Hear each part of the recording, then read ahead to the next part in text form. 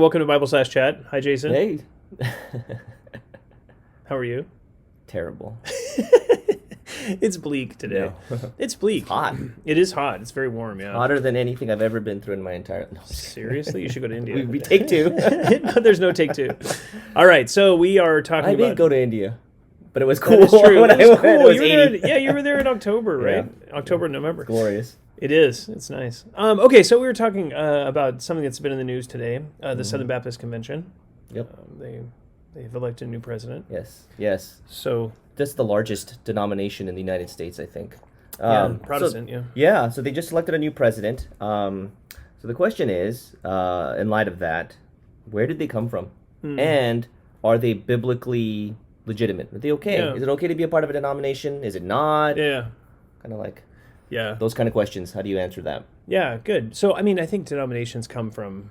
I think there's a natural bent toward denominations in the church because we have... So people are interpreting the Bible, and we're Protestants. We believe in the individual priesthood of the believer, right? So we're interpreting the Bible. We're trying to understand it. We all come to it with a slightly different hermeneutic. And so as guys who have the same hermeneutic get together, they start to form sort of coalitions of people that are like-minded. Pretty soon they're like, hey, we should just all get together and form one big coalition of like-minded people, and we'll call that a denomination, which is totally understandable. We get where that comes from. And there's lots of denominations, obviously. Some of them maybe a little more unified, like we were talking about earlier, like the Presbyterian denominations like PCA. Yeah. Although the PCA is the fruit of a split before. Originally, like OPC was a split. So there's been lots of splits within Presbyterianism. It just happens that the Baptists are splitting now, I think, or starting toward that internally that at direction. least. It seems like. So I think that the tendency toward denominations is probably a natural thing. The difficulty is the Bible doesn't ever talk about that. The Bible never says anything about denominations. It doesn't say anything about separations or churches partnering with other churches in that kind of a very, very linked together way. There is partnership, obviously.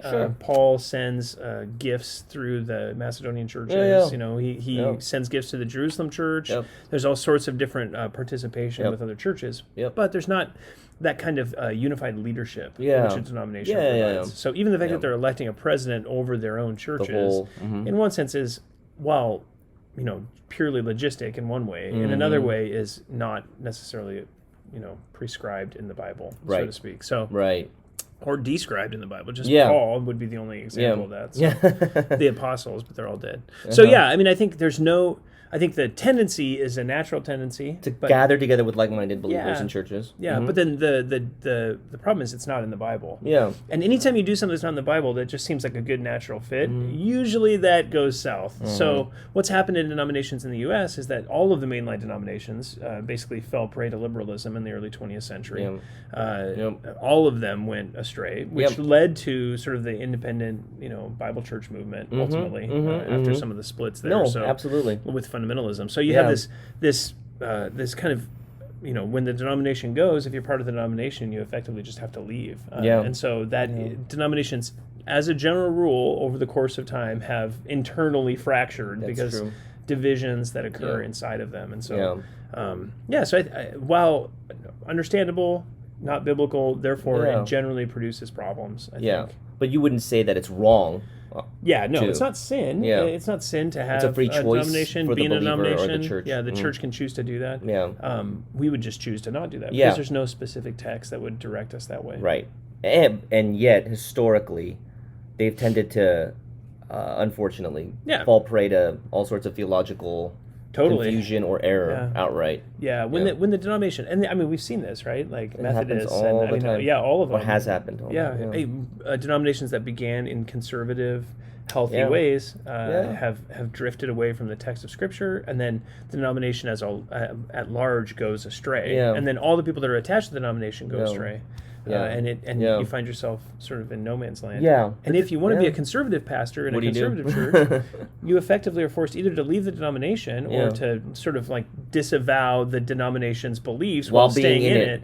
But that's self-contradictory. It seems very hard at a certain point. You're not going to want to stay. But I know people do that, but I can't Yeah, it must be very difficult and challenging. Yeah. So that's where I think, I mean, we would believe the vast majority of what's in the London Baptist Confession, and then, the vast majority of what's in the Westminster Confession of Faith. A lot of those good confessions. Good confessions. And yet we don't want to necessarily tie ourselves to a denomination. Yeah. Because the denomination can move, and we don't want to move. We want to stay with what the Scripture says. Absolutely. So, yeah. Sounds anyway, good. Really helpful. Yeah. So we'll see what happens with the SBC. I know. Maybe some splits.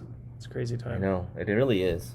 Yeah. Lots of changes. We live in a very important era. Yeah. There's a lot of things that have happened in the early 20th century, and then there's not been that much that's occurred. But this kind of thing is going to be, I think, a major. Yeah. Especially with all the things that have happening recently culturally. Totally. And how that'll affect the PCA, SBC. Some of the more conservative types that would be in our ballpark. Yeah, totally. Or we would be in there, whatever. How you exactly. You taught a class on church history. There was a part on denomination somewhere in there. I don't remember where. But maybe in the next video we can pick your brain a little bit about what happened in the early 20th century with liberalism. We can try. All right, very good. Well, hope that's helpful for you, and we'll see you next time.